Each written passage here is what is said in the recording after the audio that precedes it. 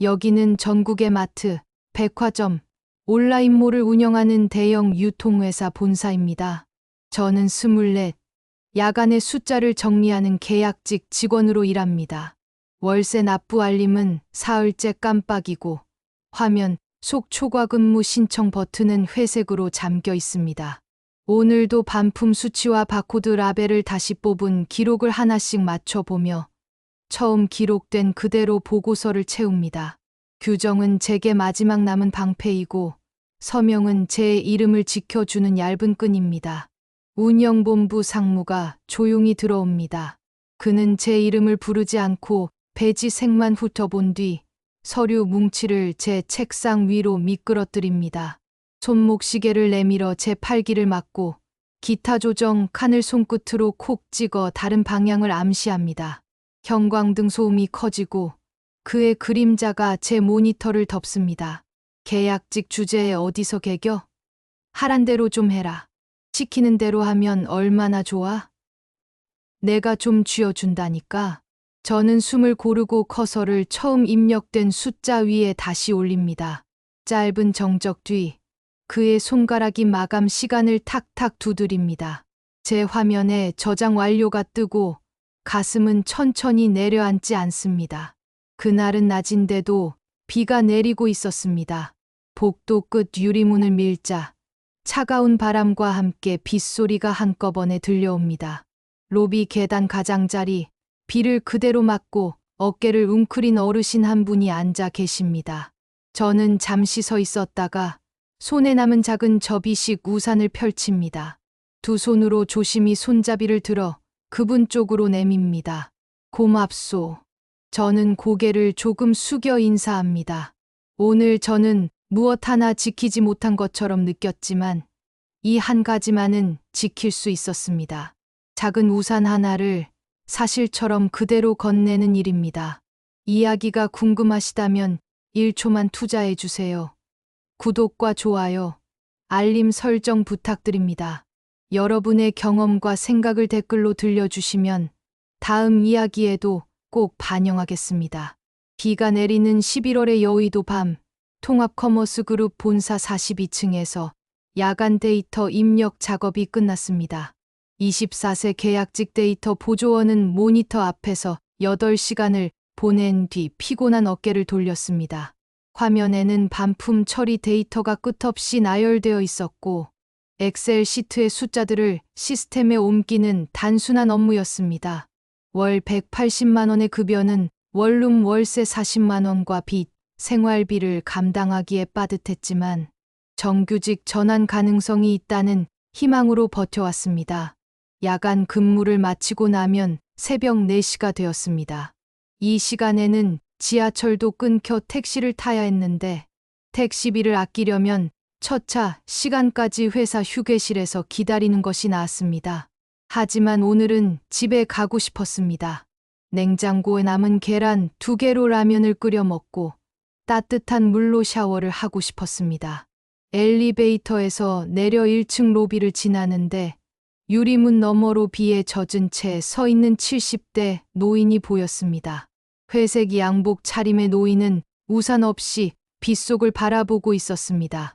옷이 젖어가는 것도 모르는 듯 멍하니 서 있는 모습이 쓸쓸해 보였습니다. 가방에서 접이식 우산을 꺼내 들고 망설였습니다. 지하철역까지는 5분 거리, 뛰어가면 될 것 같았습니다. 하지만 이 비에 저 연세에 감기라도 걸리시면 어떡하나 싶었습니다. 전 괜찮아요. 금방 뛰어가면 돼서요. 노인은 깜짝 놀란 표정으로 우산을 받아들였습니다. 주름진 손이 우산 손잡이를 꽉 쥐었습니다. 고마워, 아가씨. 아니에요. 조심히 들어가세요. 길 미끄러우니까 조심하시고요. 노인이 우산을 펼치며 비 속으로 사라지는 것을 지켜본 뒤 가방으로 머리를 가리고 지하철역을 향해 뛰기 시작했습니다. 찬 빗물이 목덜미를 타고 흘러내렸지만 나쁘지 않은 기분이었습니다. 누군가에게 작은 도움이 되었다는 생각에 마음이 따뜻해졌습니다. 첫 차를 타고 집에 도착했을 때는 온몸이 젖어 있었지만 뜨거운 라면 한 그릇이 그 어느 때보다 맛있었습니다. 다음 날 오후 8시 다시 42층 데이터실에 출근했습니다. 야간 근무는 혼자 하는 일이 많아 조용했습니다. 동료 직원들은 대부분 6시에 퇴근하고 밤에는 보안 요원과 청소 직원들만 남아 있었습니다. 컴퓨터를 켜고 오늘 처리할 반품 데이터를 확인했습니다. 평소보다 양이 많아 보였습니다. 특히 의류 브랜드 상품들의 반품이 눈에 띄게 증가했습니다. 야간 근무 첫 시간, 화장실을 가는 길에 복도 끝에서 들려오는 목소리가 귀에 걸렸습니다. 운영본부가 있는 쪽에서 나는 소리였습니다. 반품 새로 태그해서 다시 올려. 손실은 기타 조정으로 빼고. 네, 상무님. 그런데 수량이 너무. 야, 숫자는 내가 걱정할 일 아니야.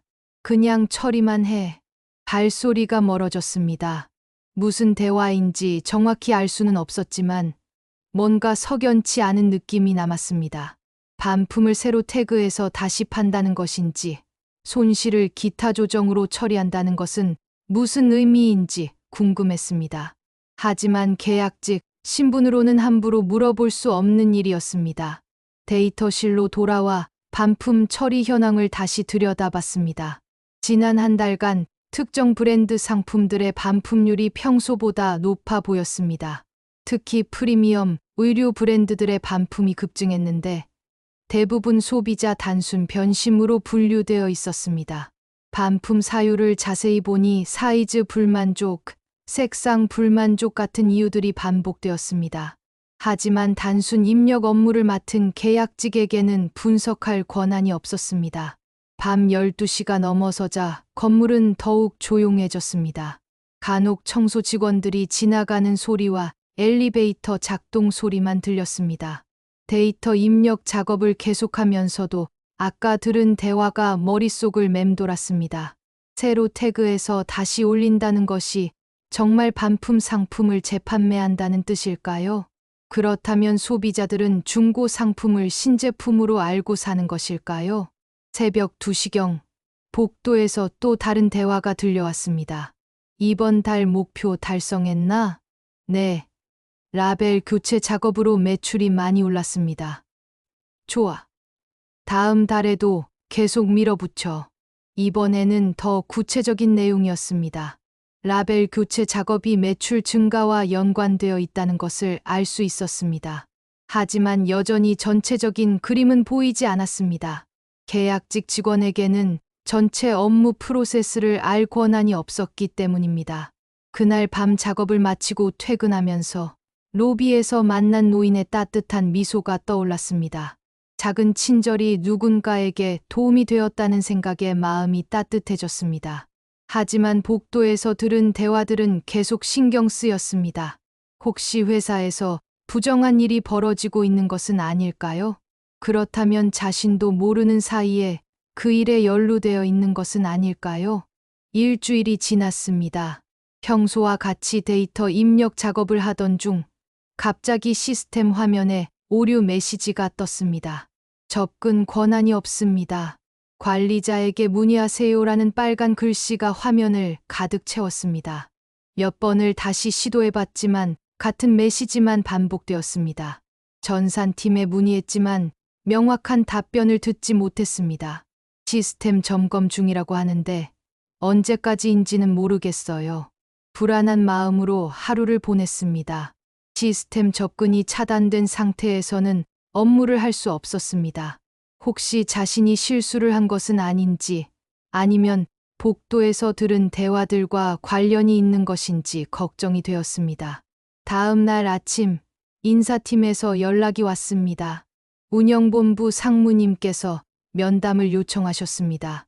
오늘 오후 3시에 소회의실로 오시기 바랍니다. 무슨 일인지 모르겠지만 가슴이 두근거렸습니다. 계약직 신분으로는 상무급 임원과 마주할 일이 거의 없었기 때문입니다. 혹시 업무상 문제가 있었던 것일까요? 아니면 정규직 전환과 관련된 좋은 소식일까요? 하지만 시스템 접근이 차단된 상황을 생각하면 좋은 일은 아닌 것 같았습니다. 오후가 되어 소회의실 앞에 서니 긴장이 되었습니다. 깊게 숨을 쉬고 문을 두드렸습니다. 앞으로 벌어질 일을 전혀 예상할 수 없었지만 어떤 상황이든 정직하게 대응하기로 마음먹었습니다. 일주일 뒤 제 이름은 시스템에서 지워졌습니다. 오후 3시 38층 소회의실 앞에 섰습니다. 유리문 너머로 보이는 넓은 테이블과 가죽 의자들이 평소 일하던 데이터실과는 다른 세계처럼 느껴졌습니다. 손바닥에 땀이 났습니다.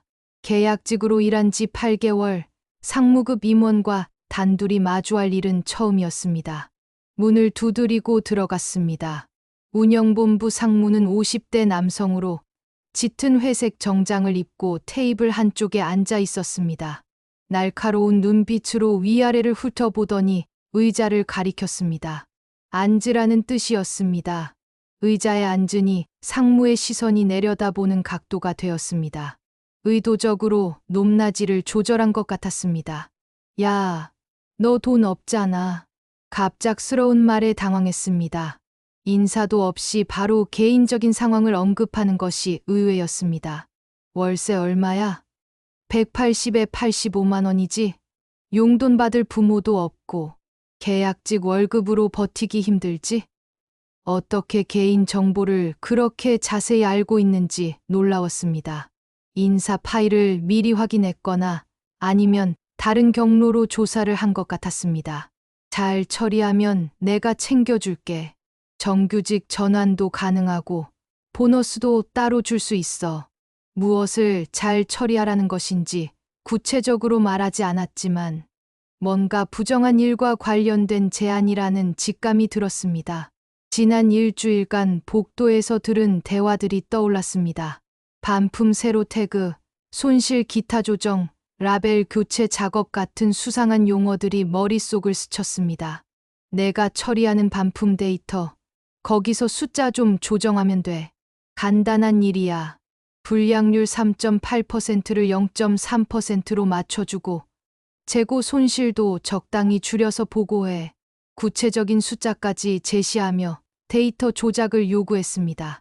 불량률을 실제보다 훨씬 낮게 보고하고 재고 손실도 축소하라는 것이었습니다. 이는 명백한 회계 부정이었습니다. 저 보고서는 사실대로만 적어야 하잖아요. 목소리가 작게 나왔습니다.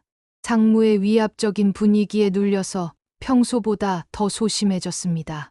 그래서 저는 정직하게 원 상태로로 올리겠습니다. 말끝이 흐려졌지만 거절의 의사는 분명했습니다. 아무리 어려운 상황이라도 거짓 보고서에 자신의 이름을 올릴 수는 없었습니다. 야, 현실 좀 봐. 너 계약직이야. 말 맞추면 살고 아니면 정리. 선택해. 협박이 노골적으로 드러났습니다.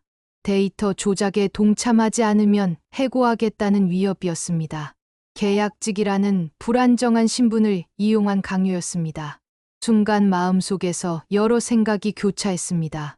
월세를 내지 못하면 집을 나가야 하고 새로운 일자리를 찾기까지 시간이 걸릴 것입니다. 부모님께 도움을 요청하기도 어려운 상황이었습니다. 하지만 거짓 데이터로 소비자들을 속이고 회사 이익을 조작하는 일에 가담할 수는 없었습니다. 필요 없습니다. 이번에는 목소리가 또렷했습니다. 작지만 단호한 톤이었습니다. 거짓은 제 이름으로 못 써요. 상무의 표정이 차갑게 변했습니다. 예상했던 반응과 달리 단칼에 거절당한 것이 기분 나쁜 듯했습니다. 좋아. 그럼 책임져. 오늘부터 나오지 마. 나가. 출입카드 반납. 예상보다 빠른 처분이었습니다. 협박이 통하지 않자 즉시 해고를 선언한 것입니다. 감정적이고 일방적인 결정이었습니다. 문이 열리더니 보안 요원이 들어왔습니다. 상무가 미리 대기시켜 둔 것 같았습니다. 출입카드와 사원증을 반납해 주시기 바랍니다. 개인 물품 수거를 위해 데이터실로 안내하겠습니다. 기계적인 절차가 진행되었습니다. 마치 이런 상황을 여러 번 겪어본 듯 보안 요원의 대응이 매뉴얼화되어 있었습니다. 42층 데이터실로 올라가 개인 물품을 정리했습니다. 컵 하나, 핸드크림, 작은 화분이 전부였습니다. 8개월간 앉았던 자리가 금세 낯설어 보였습니다. 동료들이 궁금한 시선으로 바라봤지만 설명할 수 없었습니다. 무슨 일이야? 갑자기 왜? 그냥 계약 문제래요. 거짓말이었지만 진실을 말할 수는 없었습니다. 상무의 부정 제안과 자신의 거절에 대해 동료를 연루시키고 싶지 않았습니다. 1층 로비에서 출입카드를 반납했습니다. 카드를 건네는 순간 이 건물과의 연결이 완전히 끊어지는 느낌이었습니다. 보안 요원이 출입 기록을 삭제하는 모습을 지켜봤습니다. 앞으로 이 건물 출입이 제한됩니다. 밖으로 나오니 오후 햇살이 따스했지만 마음은 차가웠습니다. 지하철역으로 걸어가면서 방금 전 일을 되짚어봤습니다. 부정한 제안을 거절한 것은 옳은 선택이었습니다. 하지만 그 대가로 일자리를 잃었습니다. 집에 도착해서 냉장고를 열어봤습니다. 계란 2개와 우유 1팩이 전부였습니다. 통장 잔고는 40만 원 남짓. 다음 달 월세를 내기에는 부족했습니다. 하지만 후회하지 않았습니다. 돈이 필요하다고 해서 거짓 보고서에 이름을 올릴 수는 없었습니다. 그날 밤 잠자리에서 생각했습니다. 상무가 그렇게 구체적인 숫자까지 제시하며 데이터 조작을 요구한 것은 처음이 아닐 것입니다. 다른 직원들도 비슷한 압박을 받았을 가능성이 높았습니다. 그리고 그 결과로 만들어진 거짓 데이터는 어디에 쓰이고 있을까요? 휴대폰을 보니 회사 메신저에서 로그아웃되어 있었습니다. 동료들과의 연락도 끊어진 상태였습니다. 마치 처음부터 그 회사에서 일한 적이 없는 사람처럼 모든 흔적이 지워졌습니다. 그 밤, 한 문장으로 내 삶의 문이 닫혔습니다. 다음 날 오전 10시, 휴대폰에 문자가 왔습니다. 인사팀에서 보낸 것이었습니다.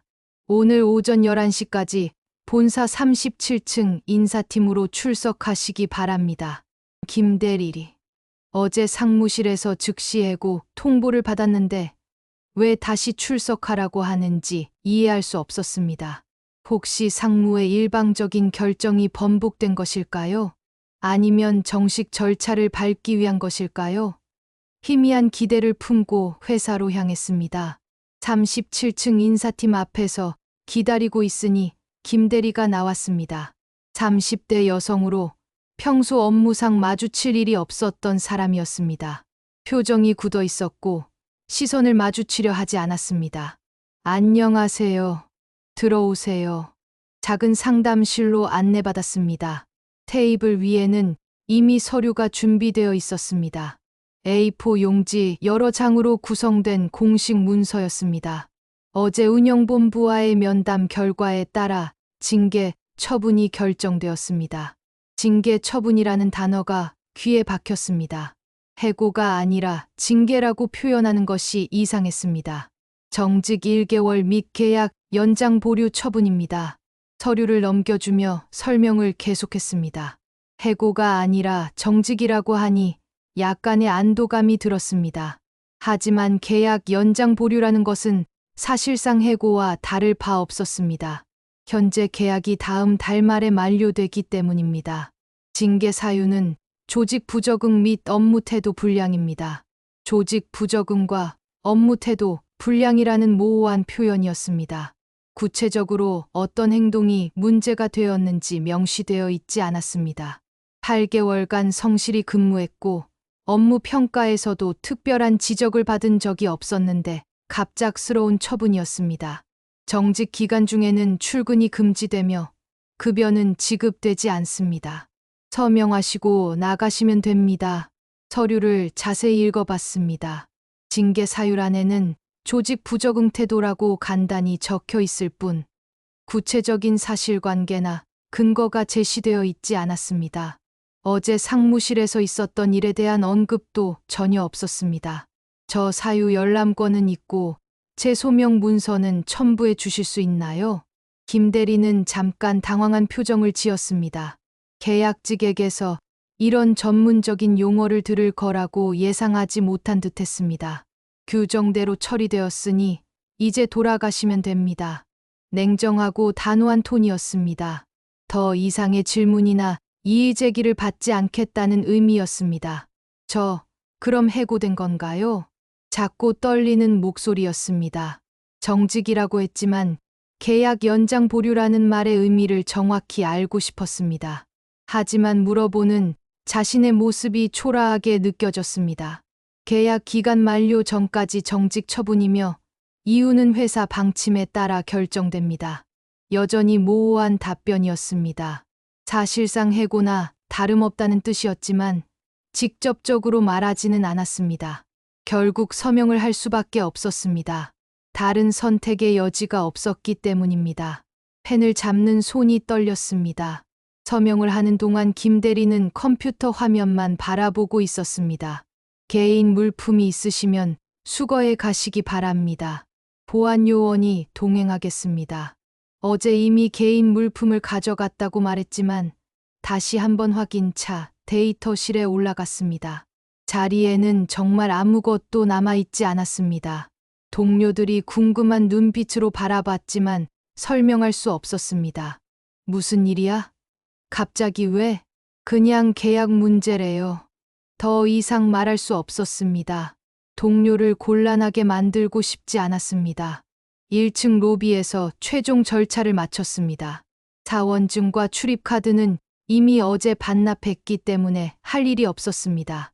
보안 요원이 출입 금지 조치를 확인했습니다. 앞으로 출입이 제한됩니다. 밖으로 나오니 점심시간이었습니다. 평소 같으면 42층 데이터실에서 도시락을 먹고 있을 시간이었습니다. 건물을 올려다보니 어제까지 일하던 곳이 이미 멀게 느껴졌습니다. 지하철을 타고 집으로 돌아가는 길에 생각해봤습니다. 징계 처분서에 적힌 조직 부적응이라는 표현이 계속 마음에 걸렸습니다. 정말 자신이 조직에 적응하지 못한 것일까요? 아니면 부정한 제안을 거절한 것이 조직 부적응으로 분류된 것일까요? 집에 도착해서 징계 처분서를 다시 읽어봤습니다. 구체적인 사유도 없고 소명할 기회도 주어지지 않았습니다.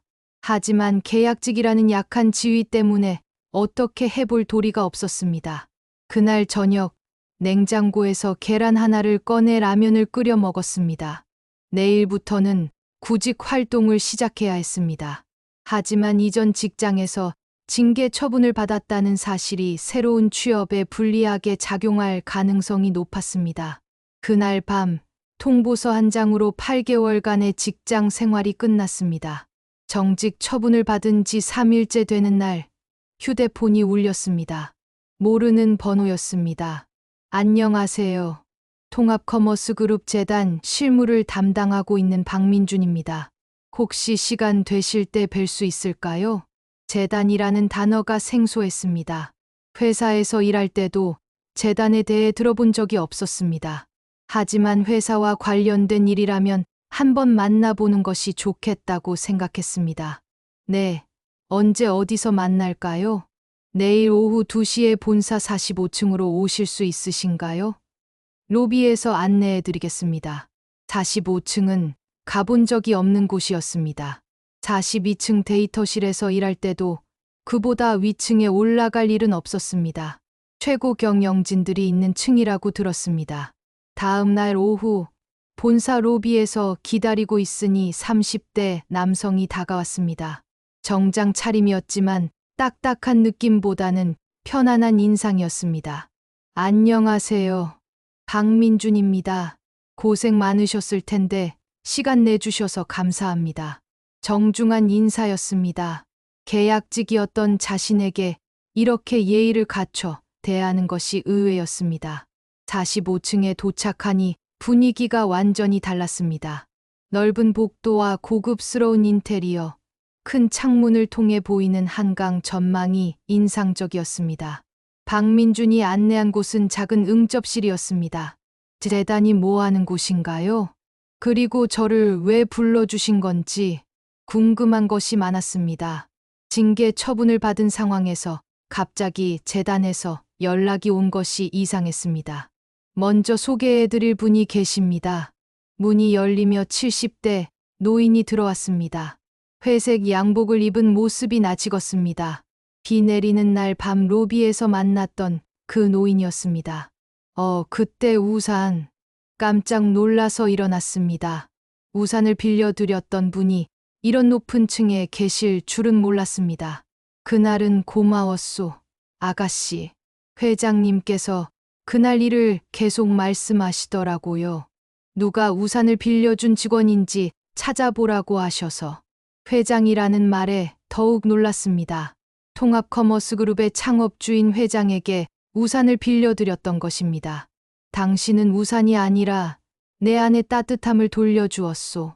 따뜻한 미소를 지으며 말했습니다. 권위적이지 않은 할아버지 같은 느낌이었습니다. 죄송해요. 그때 회장님인 줄 몰랐어요. 무례했다면. 무례하기는. 비 맞는 노인에게 우산을 건네는 게 무슨 무례요? 박민준이 차를 가져다 주며 자리에 앉았습니다. 회장은 편안한 표정으로 이야기를 시작했습니다. 그런데 며칠 전부터 이상한 소식을 들었소. 그 친절한 직원이 갑자기 징계 처분을 받았다더군. 상황을 정확히 알고 싶어서 모시게 되었습니다. 혹시 무슨 일이 있었는지 말씀해 주실 수 있나요? 조심스럽게 물어봤습니다. 그동안 누구에게도 제대로 말하지 못했던 일을 털어놓을 기회가 생긴 것 같았습니다. 전 규정을 어기지 않았고 뒷돈도 거절했습니다. 그게 다예요. 목소리가 작아졌지만 정확하게 말했습니다. 주눅은 들었지만 거짓말을 할 수는 없었습니다. 뒷돈이라고? 회장의 표정이 심각해졌습니다. 운영본부 상무님이 반품 데이터를 조작하라고 하셨어요. 불량률을 3.8%에서 0.3%로 바꾸고 재고 손실도 줄여서 보고하라고. 구체적으로 어떤 식으로 요구했나요? 돈이 필요하지 않냐면서 잘 처리하면 챙겨주겠다고 했어요. 정규직 전환도 가능하다고 하면서. 회장이 박민준을 바라봤습니다. 두 사람 사이에 무언의 대화가 오가는 것 같았습니다. 하지만 저는 거절했어요. 보고서는 사실대로만 적어야 한다고 했더니 바로 해고시키겠다고 하셨어요. 계약직이니까 말 맞추면 살고 아니면 정리라고.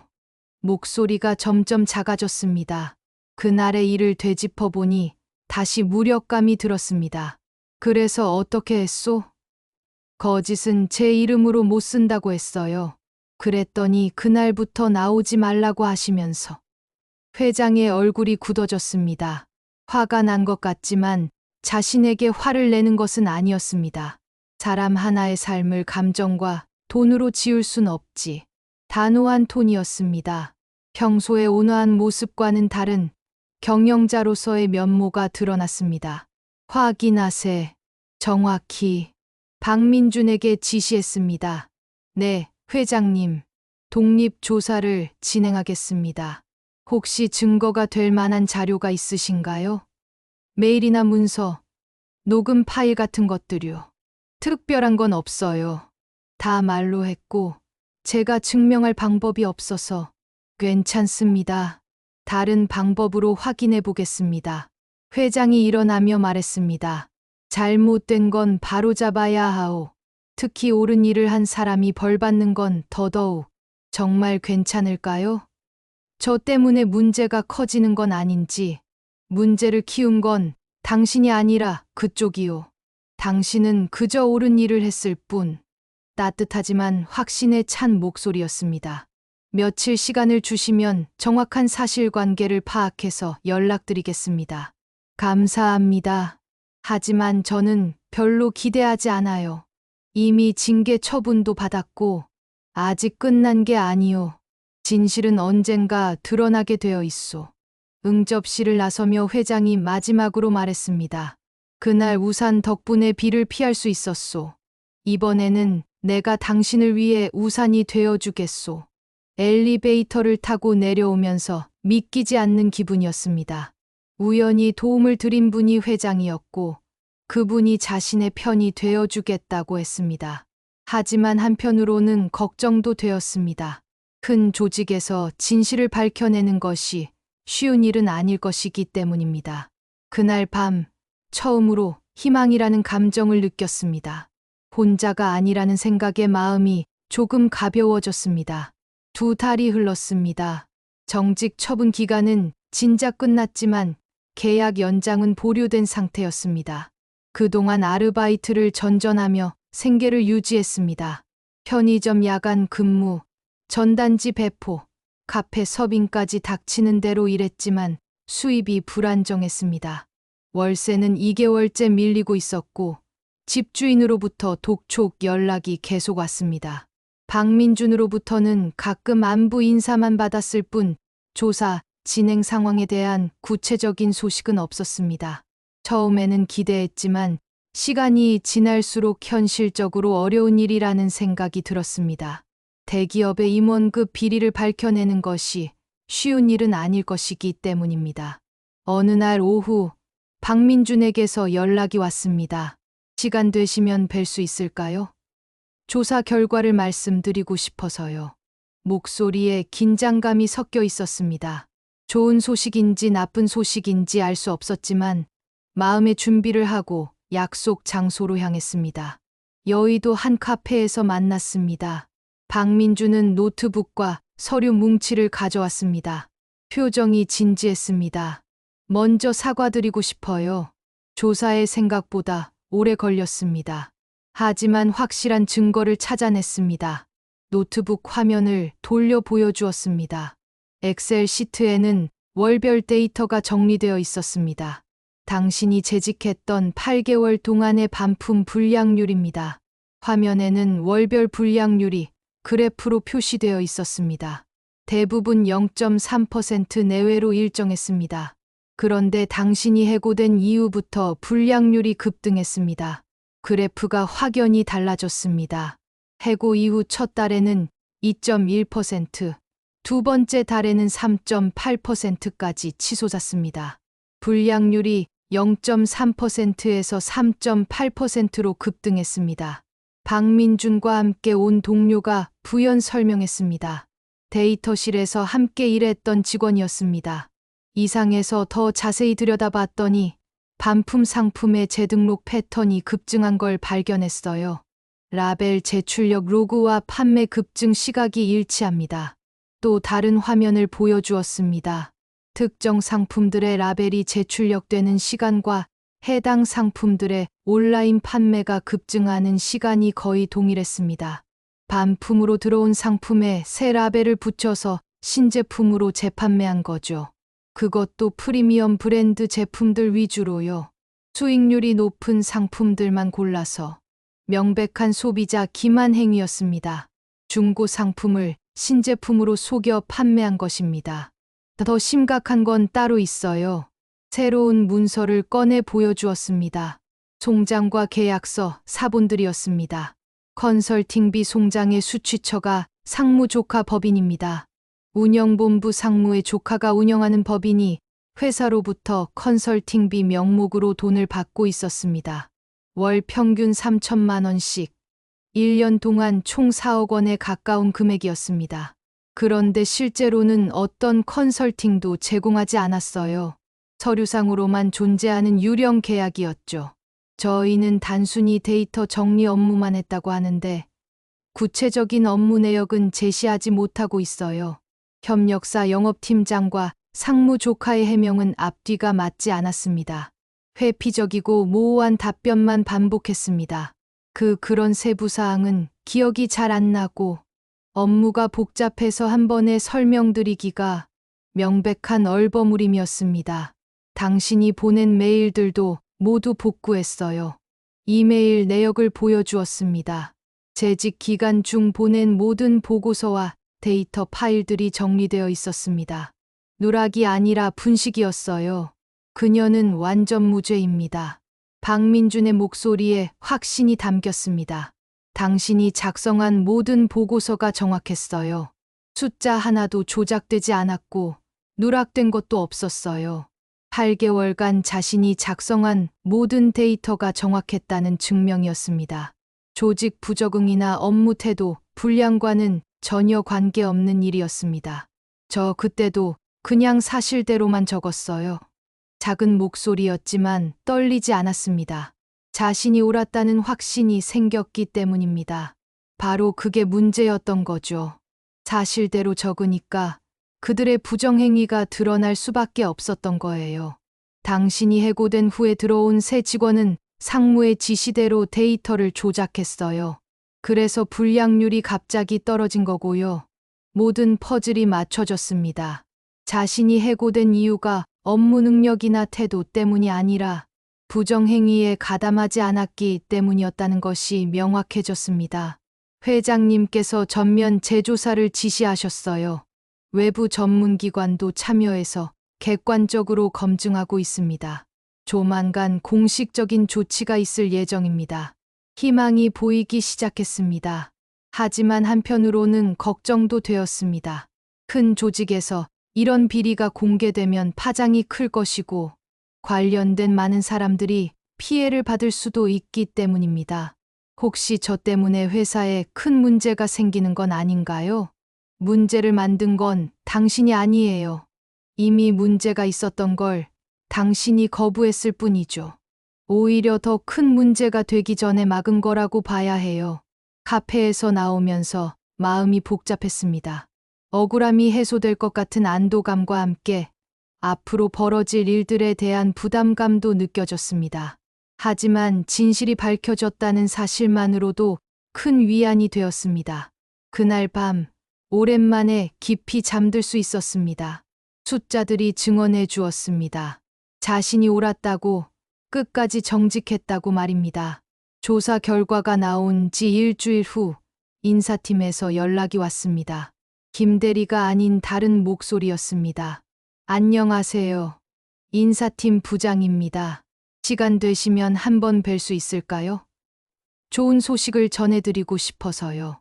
좋은 소식이라는 말에 가슴이 두근거렸지만 한편으로는 경계심도 들었습니다. 지난 몇 달간의 경험으로 회사에 좋은 소식이 항상 진짜 좋은 것은 아니라는 걸 알았기 때문입니다. 다음 날 오후 37층 인사팀 부장실에서 만났습니다. 부장실은 이전에 갔던 상담실보다 훨씬 넓고 고급스러웠습니다. 50대 여성인 부장은 미소를 지으며 맞아주었습니다. 그동안 고생 많으셨어요. 오해가 있었던 것 같아서 정말 죄송합니다. 정중한 사과였지만 뭔가 형식적인 느낌이 들었습니다. 조사 결과 당신에게는 아무런 잘못이 없다는 것이 확인되었습니다. 오히려 올바른 판단을 하신 거였고요. 당연한 이야기를 마치 큰 발견인 것처럼 말하는 것이 어색했습니다. 그래서 즉시 복직 처리하고 그동안의 불편을 겪으신 데 대한 위로금도 지급하려고 합니다. 책상 위에 봉투 하나를 놓았습니다. 두꺼운 봉투였습니다. 위로금 200만 원입니다. 그리고 정규직 전환도 우선 검토하겠습니다. 200만 원이라는 금액에 놀랐습니다. 밀린 월세와 생활비를 생각하면 큰 돈이었습니다. 다만 한 가지 부탁이 있어요. 역시 조건이 있었습니다. 이번 일이 외부로 알려지면 회사 이미지에 좋지 않잖아요. 그래서 비밀유지 서약서에 서명해 주셨으면 해요. 테이블 위에 NDA 비밀유지 협약서 서류를 놓았습니다. 두꺼운 문서였습니다. 이번 일에 대해서는 어디에도 언급하지 않는다는 내용이에요. 소셜미디어나 언론 인터뷰 같은 것도 금지하고요. 내용을 읽어보니 매우 포괄적인 금지 조항들이 나열되어 있었습니다. 사실상 입을 완전히 막으라는 것이었습니다. 여기서 조용히 끝내죠. 서로에게 좋은 선택이라고 생각해요. 조용히 끝내자는 말이 계속 머릿속을 맴돌았습니다. 200만 원과 정규직 전환이라는 당근과 함께 제시된 제안이었습니다. 생각할 시간을 주실 수 있나요? 물론이죠. 하지만 너무 오래 끌면 상황이 복잡해질 수도 있어요. 은근한 압박이었습니다. 그날 밤 집에서 혼자 고민했습니다. 200만 원이면 밀린 월세를 정리하고 당분간 생활비 걱정을 하지 않아도 될 것입니다. 정규직 전환까지 된다면 안정적인 미래를 보장받을 수 있습니다. 하지만 한편으로는 의문이 들었습니다. 왜 이렇게 좋은 조건을 제시하면서까지 입을 막으려고 하는 것일까요? 혹시 더 큰 문제가 있는 것은 아닐까요? 다음 날 박민준에게 연락했습니다. 인사팀에서 제안이 왔어요. 상황을 설명하자 박민준의 반응이 심각했습니다. 전형적인 무마 시도네요. 회장님께는 말씀드렸나요? 아직 안 했어요. 어떻게 해야 할지 모르겠어서요.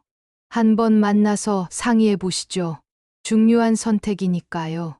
그날 오후 다시 45층 응접실에서 회장과 박민준을 만났습니다. 회장의 표정이 평소보다 심각해 보였습니다. 인사팀에서 어떤 제안을 했다고 들었는데요. 상황을 설명하자 회장이 고개를 저었습니다. 200만 원으로 진실을 사라고 하는군요. 전형적인 봉합 시도입니다. 문제의 본질은 해결하지 않고 겉만 덮으려는 거죠. 회장이 자신을 바라보며 말했습니다. 선택은 당신이 하셔야 해요. 하지만 그 전에 우리 쪽 제안도 들어보시죠. 새로운 제안이 있다는 말에 관심이 생겼습니다. 만약 당신이 원한다면 전면적인 개선을 약속드릴 수 있어요. 이런 일이 다시는 일어나지 않도록 시스템 자체를 바꾸는 거죠. 구체적으로 어떤 개선안인지 궁금했습니다. 어떤 개선을 원하시는지 말씀해 주세요. 가능한 모든 것을 검토해 보겠습니다. 기회가 왔다고 생각했습니다. 자신만이 아니라 앞으로 이런 일을 당할 수 있는 모든 사람들을 위한 제안을 할 수 있는 기회였습니다. 전 조용히보다 투명하게를 선택하고 싶어요. 작게 시작한 목소리였지만 마지막 단어는 또렷했습니다. 회장과 박민준이 관심 있는 표정으로 바라봤습니다. 3가지 조건이 있어요. 첫째, 반품과 손실에 대한 투명 대시보드를 만들어주세요.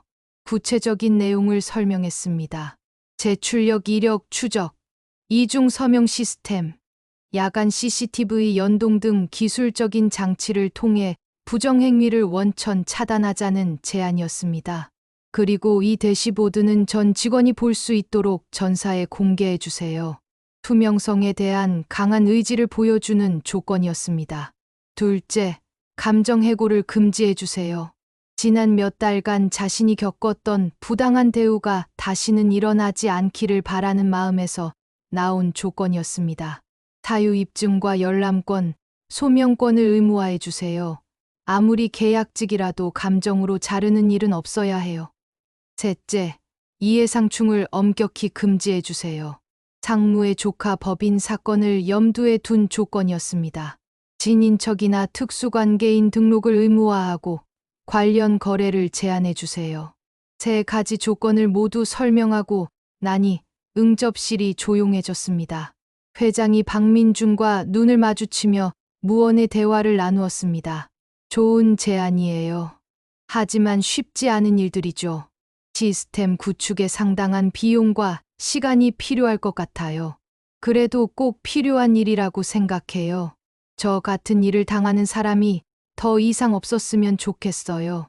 회장이 고개를 끄덕였습니다. 타협은 진실 뒤에 있어야 하는 법이죠. 좋습니다. 당신의 조건을 받아들이겠어요. 예상보다 빠른 수락이었습니다. 상당한 변화가 필요한 일이지만 회사 발전을 위해서도 필요한 변화라고 생각해요. 다만 시간이 좀 걸릴 거예요. 시스템 구축부터 정책 변경까지 최소 6개월은 필요할 것 같아요. 괜찮아요. 제대로 된 변화라면 시간이 걸려도 상관없어요. 그럼 구체적인 계획을 세워볼까요? 단계별로 진행하면서 중간중간 진행 상황을 공유드리겠습니다. 회의가 끝나고 응접실을 나서면서 뿌듯함을 느꼈습니다. 200만 원이라는 당장의 이익 대신 더 큰 가치를 선택한 것입니다. 자신뿐만 아니라 앞으로 이 회사에서 일할 모든 사람들을 위한 선택이었습니다. 그날 밤 인사팀 부장에게 연락했습니다. 제안 감사하지만 다른 방향으로 해결하기로 했어요. 확실히 결정하신 건가요? 다시 생각해 보시는 게 좋을 것 같은데요.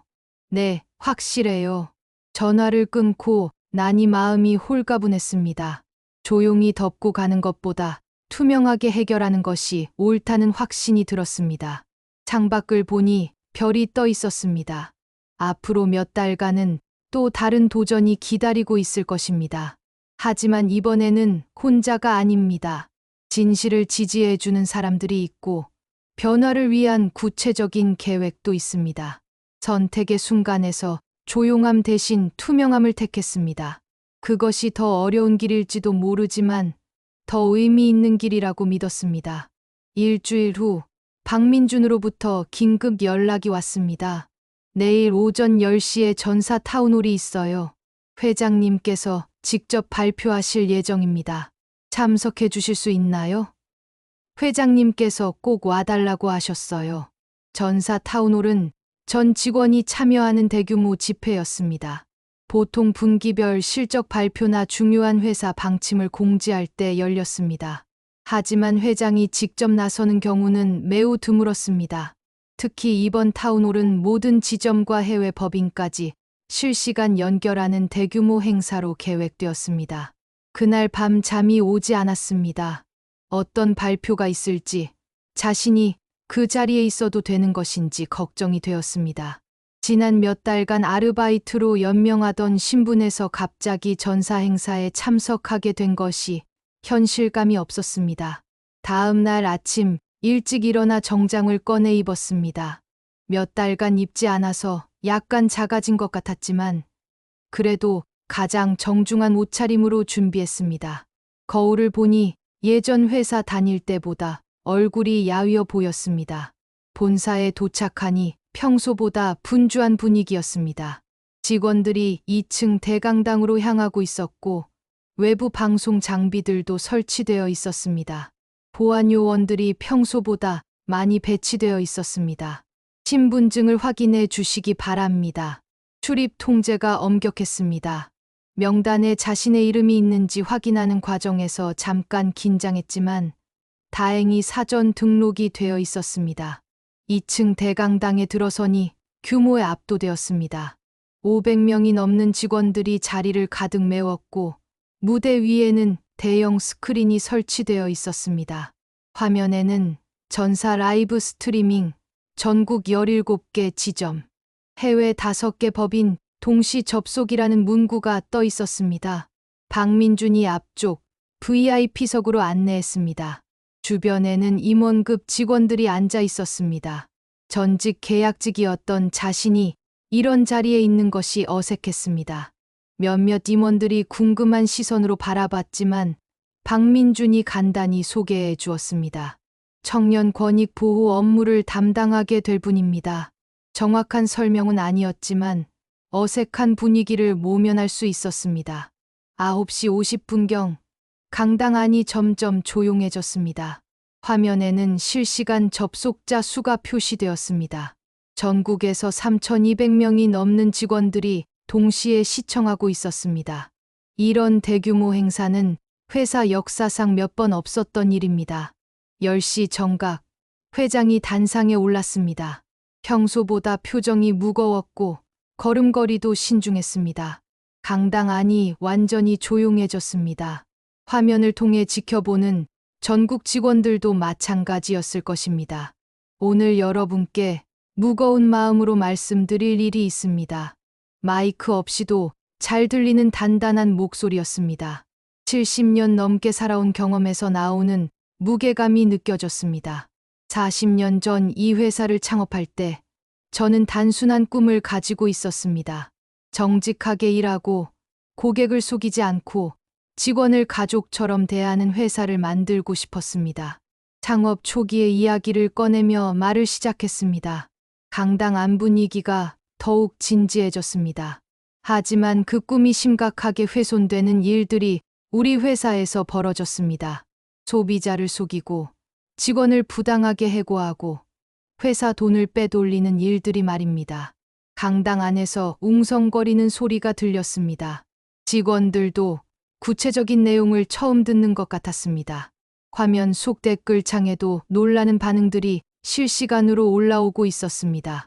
지난 2개월간 외부 전문기관과 함께 철저한 조사를 진행했습니다. 그 결과를 여러분께 투명하게 공개하겠습니다. 화면의 조사 결과 요약이 나타났습니다. 깔끔하게 정리된 슬라이드였지만 내용은 충격적이었습니다. 운영본부 상무는 반품으로 들어온 상품에 새 라벨을 붙여 신제품으로 재판매했습니다. 지난 1년간 총 2,300건, 매출액으로는 8억 원에 달하는 규모입니다. 구체적인 숫자에 강당안이 술렁였습니다. 8억 원이라는 금액의 크기에 직원들이 충격을 받는 것 같았습니다. 더 심각한 것은 이를 거부한 직원을 감정적으로 해고한 것입니다. 24세 계약직 직원에게 데이터 조작을 강요하고 거절하자 즉시 해고했습니다. 이 부분에서 자신을 바라보는 시선들이 느껴졌습니다. 얼굴이 뜨거워졌지만 고개를 숙이지 않았습니다. 이 직원은 8개월간 완벽한 업무를 수행했습니다. 단 한 번의 실수도, 단 하나의 조작도 없었습니다. 오직 정직하다는 이유로 해고당했습니다. 화면에 자신이 작성했던 월별 보고서들이 나타났습니다. 모든 데이터가 정확했다는 검증 결과도 함께 표시되었습니다. 또한 상무의 조카가 운영하는 법인과 유령 컨설팅 계약을 체결하여 회사 자금을 빼돌렸습니다. 1년간 총 4억 원에 달하는 금액이 부당하게 지급되었습니다. 4억 원이라는 숫자에 강당안이 더욱 술렁였습니다. 화면에는 송금 내역과 계약서 사본들이 증거로 제시되었습니다. 이는 단순한 비리가 아닙니다. 우리 회사의 핵심 가치를 정면으로 부정하는 행위입니다. 회장의 목소리에 분노가 섞였습니다. 하지만 감정을 억제하며 차분하게 말을 이어갔습니다. 따라서 오늘부로 다음과 같은 조치를 취합니다. 새로운 슬라이드가 나타났습니다. 즉시 조치사항이라는 제목이었습니다. 첫째, 해당 상무는 즉시 해임되며 관련 법인과의 모든 거래는 오늘 자로 중단합니다. 단호한 선언이었습니다. 그동안의 조사 결과를 바탕으로 한 확실한 조치였습니다. 둘째, 검찰과 국세청에 고발 조치할 예정입니다. 법적 책임을 끝까지 물을 것입니다.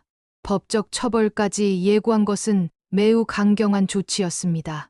강당안 분위기가 더욱 긴장감으로 가득 찼습니다. 하지만 더 중요한 것은 이런 일이 다시는 일어나지 않도록 하는 것입니다. 화면에 새로운 슬라이드가 나타났습니다. 투명 경영 3원칙, 즉시 시행이라는 제목이었습니다.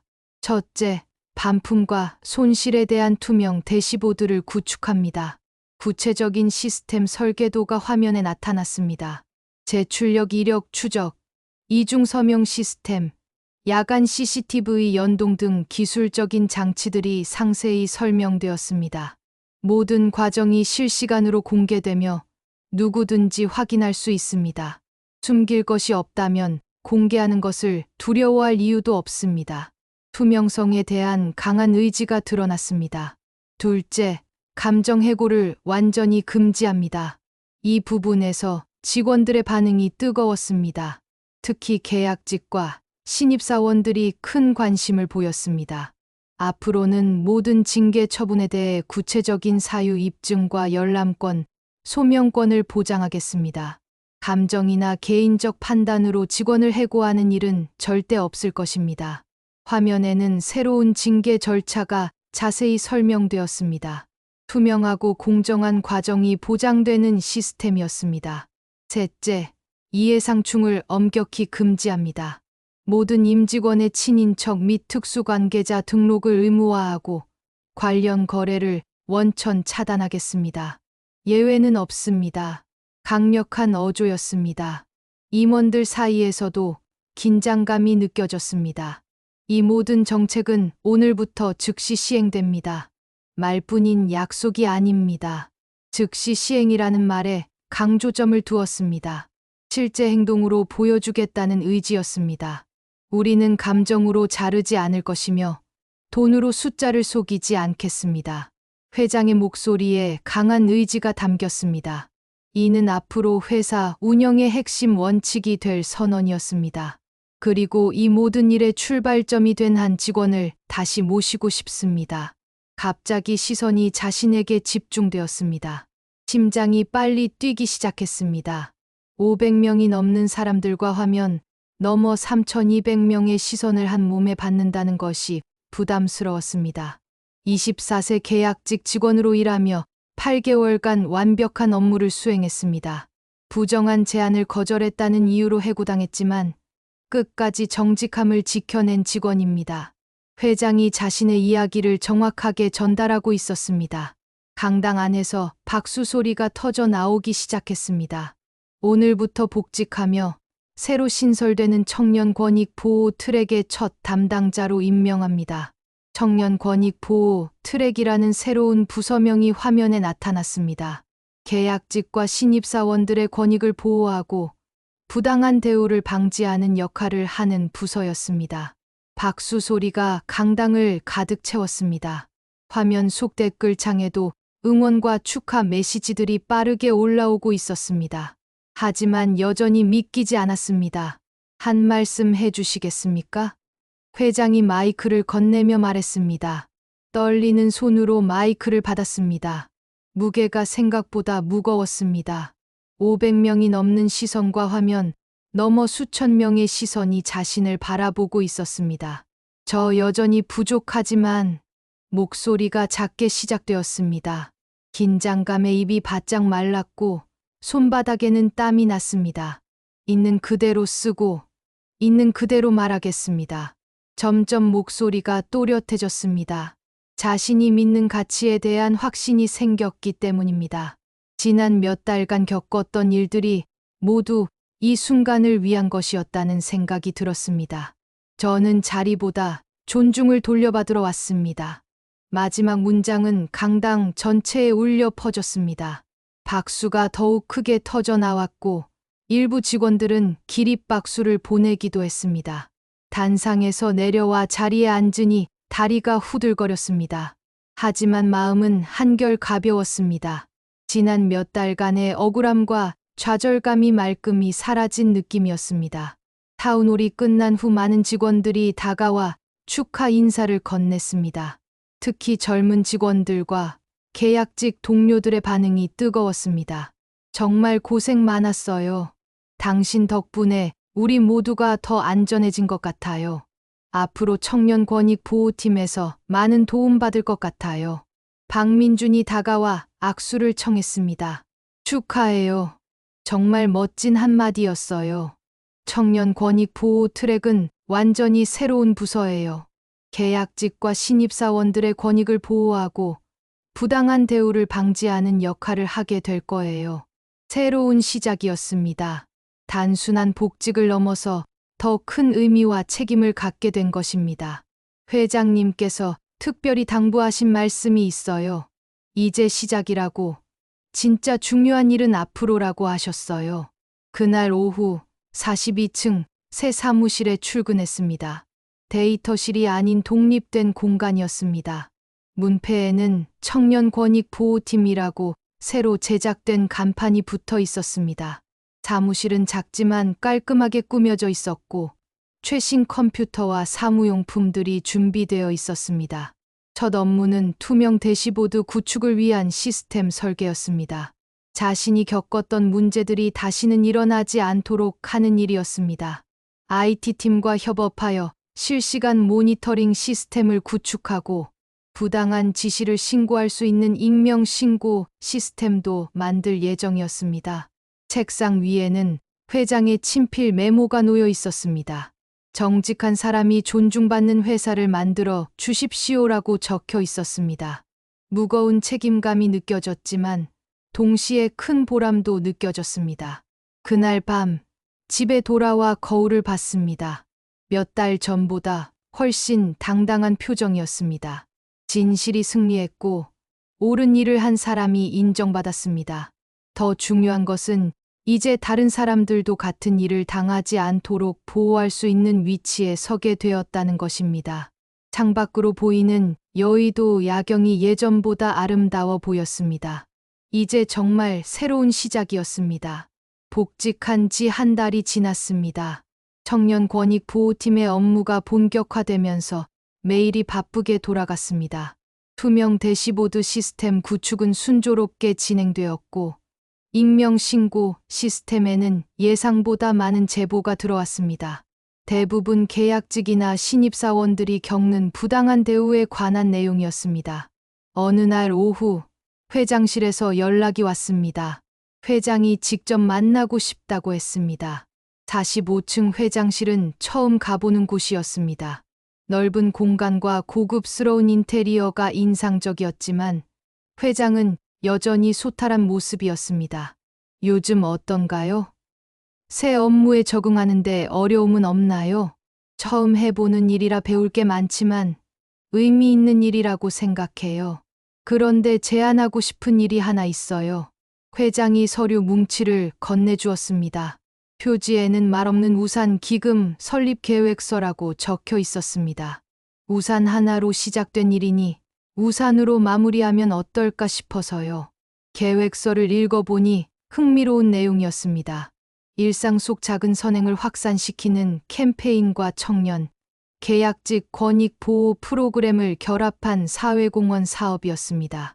단순히 돈을 주는 것이 아니라 사람들이 서로 도우며 살아가는 문화를 만들고 싶어요. 그리고 당신 같은 젊은 직원들이 부당한 대우를 받지 않도록 보호하는 시스템도 함께 만들어가고요. 좋은 취지인 것 같아요.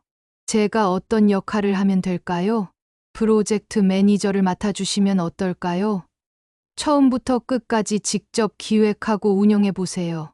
큰 책임이었지만 거절할 이유가 없었습니다. 자신이 겪었던 일을 바탕으로 더 많은 사람들에게 도움이 되는 일을 할 수 있다는 생각에 가슴이 뛰었습니다. 해보겠습니다. 고맙습니다. 그런데 이 일은 혼자서는 어려울 거예요. 든든한 파트너가 필요하죠. 문이 열리며 박민준이 들어왔습니다. 제가 도와드리겠습니다. 민준이가 재단 업무를 담당하고 있으니 함께하면 시너지가 날 것 같아요. 이렇게 해서 말없는 우산 기금 프로젝트가 시작되었습니다. 다음 몇 개월은 정말 바쁘게 흘러갔습니다.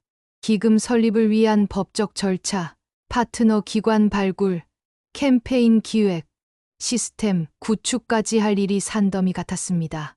박민준과 함께 일하면서 그의 진심을 알 수 있었습니다.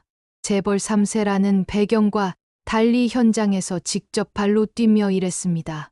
계약직 직원들과 직접 면담하고 청년 구직자들의 애로사항을 듣기 위해 취업 박람회도 찾아다녔습니다. 제가 너무 안일하게 살아왔던 것 같아요. 당신을 만나면서 많은 걸 배우고 있어요. 저도 마찬가지예요. 혼자서는 할 수 없는 일들을 함께 하고 있으니까요. 6개월 후 드디어 말없는 우산 기금이 공식 출범했습니다. 론칭 행사는 소규모로 진행했지만 언론의 관심이 높았습니다. 특히 기금의 배경이 된 스토리가 알려지면서 많은 사람들의 공감을 얻었습니다. 기금의 주요 사업은 3가지였습니다. 첫째, 일상 속 선행을 실천한 사람들에게 소정의 상금과 함께 우산 배지를 수여하는 캠페인. 둘째, 계약직과 청년 직장인들의 권익 보호를 위한 법률 상담 및 지원 서비스. 셋째, 부당한 대우를 받은 직장인들의 취업 지원 프로그램이었습니다. 시작은 작았지만 반응이 뜨거웠습니다. 우산 배지 캠페인에는 매월 수백 건의 신청이 들어왔고 권익 보호 서비스에는 전국에서 상담 요청이 쇄도했습니다. 예상보다 훨씬 많은 사람들이 도움을 필요로 하고 있었습니다. 1년이 흘렀습니다. 말없는 우산 기금은 이제 사회적으로 널리 알려진 브랜드가 되었습니다. 정부와 지자체에서도 협력을 제안해왔고 다른 기업들도 유사한 프로그램을 시작했습니다. 가장 보람 있었던 것은 실제로 도움을 받은 사람들의 이야기였습니다. 부당 해고를 당했지만 기금의 지원으로 소송에서 승리한 20대 계약직 여성, 직장 내 괴롭힘을 신고해서 회사 시스템이 개선된 사례, 선행을 실천하다가 뜻하지 않게 좋은 인연을 만난 사람들까지 다양한 사연이 쌓여갔습니다. 어느 날 박민준이 제안했습니다. 1주년 기념으로 특별한 캠페인을 해보면 어떨까요? 어떤 캠페인이요? 우산은행이라는 아이디어인데요. 지하철역이나 버스 정류장에 우산을 비치해두고 필요한 사람이 자유롭게 사용할 수 있게 하는 거예요. 재미있는 아이디어네요. 실제로 실현 가능할까요? 서울시와 협의해봤는데 긍정적으로 검토하겠다고 해요. 광화문 일대부터 시범 운영해 보는 건 어떨까요? 이렇게 해서 우산은행 캠페인이 기획되었습니다. 광화문 지하철역과 주변 버스 정류장 10곳에 우산 보관함을 설치하고 시민들이 자유롭게 이용할 수 있도록 하는 프로젝트였습니다. 설치 당일 광화문 지하철역에서 간단한 런칭 행사가 열렸습니다. 회장도 참석해서 첫 번째 우산을 보관함에 넣는 퍼포먼스를 했습니다. 작은 우산 하나가 이렇게 큰 변화를 만들어낼 수 있다는 것을 보여주는 의미 있는 프로젝트라고 생각합니다. 언론 인터뷰에서 회장이 말했습니다. 우산을 빌려주고 빌려받는 것처럼 사람들이 서로 도우며 살아가는 사회를 만들고 싶습니다. 런칭 행사가 끝나고 박민준과 함께 커피를 마시러 갔습니다. 카페 창가에 앉아 광화문 거리를 바라보니 감회가 새로웠습니다. 1년 전만 해도 상상할 수 없었던 일들이 현실이 되었습니다. 1년 전 처음 만났을 때가 생각나요. 저도요. 그때는 정말 막막했었는데 사실 고백할 게 있어요. 박민준의 표정이 진지해졌습니다. 처음에는 할아버지의 지시로 도와드린 거였어요. 하지만 지금은 달라요. 무슨 뜻이에요? 이젠 제가 당신의 우산이 되어도 될까요? 조용하지만 진심이 담긴 목소리였습니다. 갑작스러운 고백에 당황했지만 나쁘지 않은 기분이었습니다. 지난 1년간 함께 일하면서 그의 진심을 충분히 느꼈기 때문입니다. 우린 서로의 우산이면 돼요. 미소를 지으며 대답했습니다. 낮지만 분명한 목소리였습니다. 그날 저녁 집에 돌아와 창문을 열었습니다. 마침 비가 내리기 시작했습니다. 1년 전 그날 밤이 떠올랐습니다. 우산 없는 노인에게 자신의 우산을 건네던 순간이 모든 변화의 시작이었습니다. 휴대폰을 보니 우산은행 캠페인 관련 문자가 와 있었습니다. 첫날 이용률이 예상보다 높아서 우산을 추가로 비치했다는 내용이었습니다. 작은 선행이 더 큰 선행을 불러오고 있었습니다. 책상 위에는 오늘 받은 감사 편지들이 쌓여 있었습니다. 기금의 도움을 받아 새로운 일자리를 찾은 사람, 부당한 대우에서 벗어날 수 있게 된 사람, 우산 배지를 받고 더 많은 선행을 실천하게 된 사람들의 이야기가 담겨 있었습니다. 가장 인상 깊었던 편지는 한 20대 계약직 여성이 보낸 것이었습니다. 저도 언젠가 부당한 제안을 받았을 때 당당히 거절할 수 있는 용기를 얻었습니다. 당신 덕분에 혼자가 아니라는 걸 알게 되었어요. 편지를 읽으며 뿌듯함을 느꼈습니다. 자신의 경험이 다른 사람들에게 도움이 되고 있다는 것이 가장 큰 보람이었습니다. 밤이 깊어가면서 비가 더 세게 내렸습니다. 창밖을 바라보니 우산을 쓴 사람들이 지나가고 있었습니다. 혹시 그 중에는 우산은행에서 빌린 우산을 쓴 사람도 있을까요? 그렇다면 그 우산은 또 다른 누군가에게 작은 도움이 되고 있는 것입니다. 2년 전 데이터실에서 야간 근무를 하던 24세, 계약직 직원이었던 자신이 지금은 사회공헌 프로젝트를 이끄는 PM이 되었습니다. 부당한 해고를 당했던 경험이 오히려 더 많은 사람들을 도울 수 있는 기회가 되었습니다. 무엇보다 감사한 것은 혼자가 아니라는 것입니다. 회장의 지지, 박민준과의 파트너십, 동료들의 응원, 그리고 기금의 도움을 받은 수많은 사람들과의 연대감이 있습니다. 이제는 어떤 어려움이 와도 함께 극복해 나갈 수 있을 것 같습니다. 비가 그치고 달이 떠올랐습니다. 내일 아침이면 우산은행 보관함들이 비워져 있을 것입니다. 그리고 저녁이면 다시 채워질 것입니다. 사람들이 서로 도우며 만들어가는 작은 기적들이 매일 반복될 것입니다. 그날 우산 하나가 감정과 돈으로 잘리던 이름들을 다시 이어붙였습니다. 그리고 그 이름들이 모여 더 큰 우산이 되어 비를 막고 있는 또 다른 누군가를 보호하고 있습니다. 우산 하나로 시작된 기적은 아직 끝나지 않았습니다. 오히려 이제 시작입니다.